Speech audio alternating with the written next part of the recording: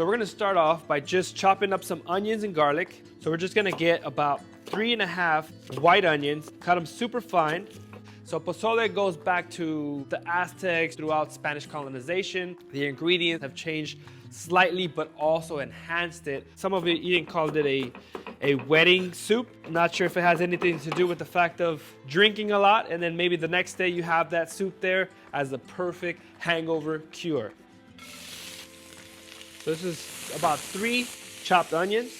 We got about 2 whole bunches of garlic that we just cleaned up, and we're just gonna chop them super fine. It's a lot of garlic, guys, but it just balances off the flavor really, really well. So we're just gonna sweat this down until it becomes translucent. We're gonna throw a couple bay leaves, and then we're gonna talk about our chilies.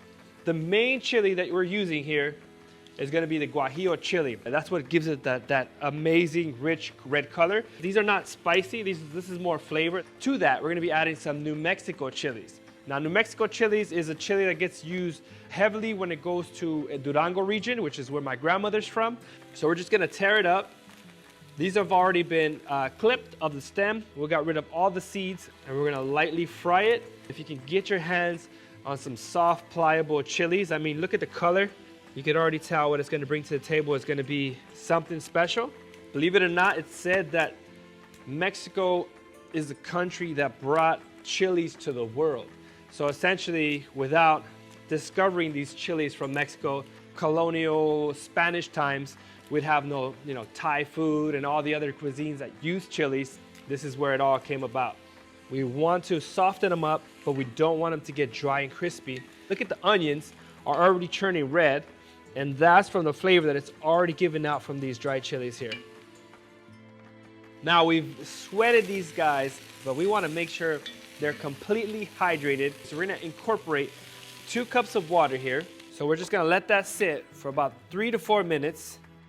So this is ready to go. Add it to the blender and extract it in batches. So we're just gonna blend this as fine as we can. We don't want any lumps. So we'll start it on low, and then we'll get it on high gradually.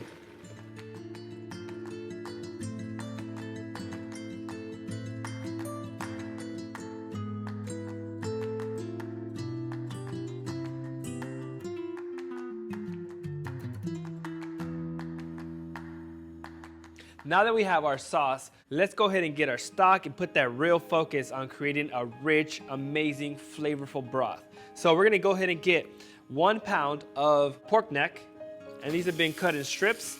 Another pound of pork hoof that have been sliced in quarters. 2 liters of water. They're gonna bring all the flavor to the party when it comes to the broth. So I'm just gonna throw in about a teaspoon of salt. And what I want to do is, one, start to break it down before I add the other pork that's going to take a lot less time to tenderize. Get all the gelatin from the hooves, get all that amazing flavor from the neck. Now, this is very important that you gently take off the scum while it's still hanging on to each other. The moment that you start to just kind of get a spoon in there and start getting the kind of mixed is the moment it gets cloudy. Got it cooking nice and low.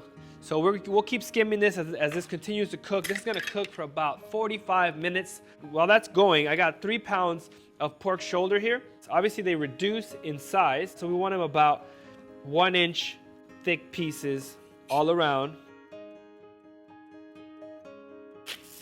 So we're just gonna salt it.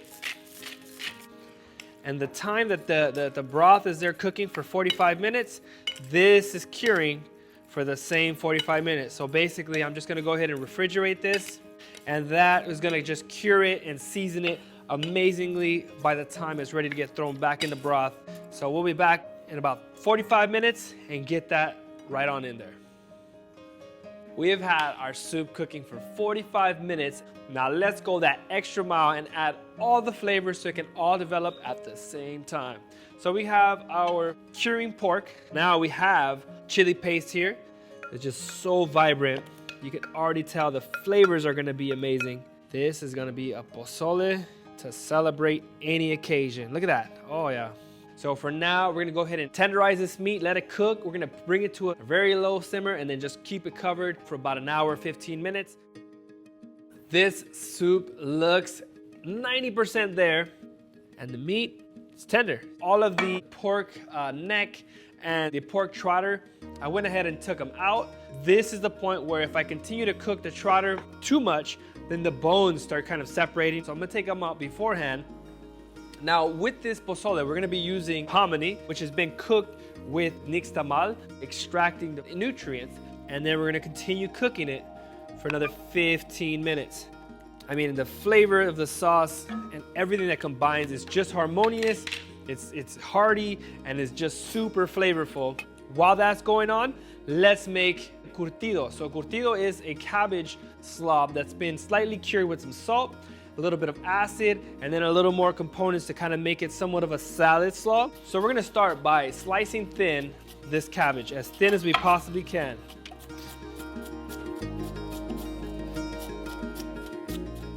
We're gonna go ahead and salt it early. So this is where the curing process takes place. This is gonna start making the cabbage sweat. I wanna kind of cure this cabbage for about 10 to 15 minutes. You can already see the moisture coming out of the cabbage here. I'm gonna go ahead and grate about half to a whole garlic clove in there. And then to that, Mexican oregano. Mexican oregano is different than the traditional Greek oregano. And you see the vibrant green? That tells you it's a nice fresh oregano. It's more bitter than the regular oregano, but adds a lot of amazing flavor. We're gonna add in about a tablespoon of white distilled vinegar, about half of a serrano, dice it really, really thin, and then mince it.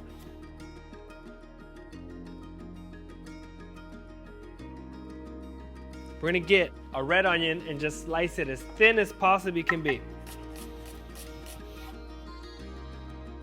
I fell in love with curtido when I tried some pupusas, and just that pickled cabbage, oh my goodness, it's ridiculous. A must try for sure, even if not making pupusas. From there, we're gonna go ahead and get about a quarter bunch of cilantro, chopped fine, and we're just gonna roll it really thin and chiffonade it here. So I'm just gonna get some red radishes and just slice them as thin as I possibly can. And that's gonna go in there, and it's gonna add some amazing flavor. Wow, those aromas of that pozole is out of this world. And so we're just gonna put the flavor of 2 little baby limes here. They're the different variation of it that actually comes yellow. Now we're ready to plate our pozole. So we're just gonna get some right there in the center. Oh, look at that. I got some chopped white onions here, and that sharp flavor is really delicious. We'll just sprinkle that all over the place. And we'll just get a little slaw here, make a little salad in the center, a little extra cilantro. Key for this soup. We're gonna go ahead and get an avocado. It's been diced in the skin. Queso fresco, cheese that's fresh, hasn't been allowed to age and allowed the moisture to leave. This complements the heartiness of that pork. A really common, popular thing is putting the lime juice fresh on your own, but it's just that finishing touch. Let's try and see how amazing this broth is.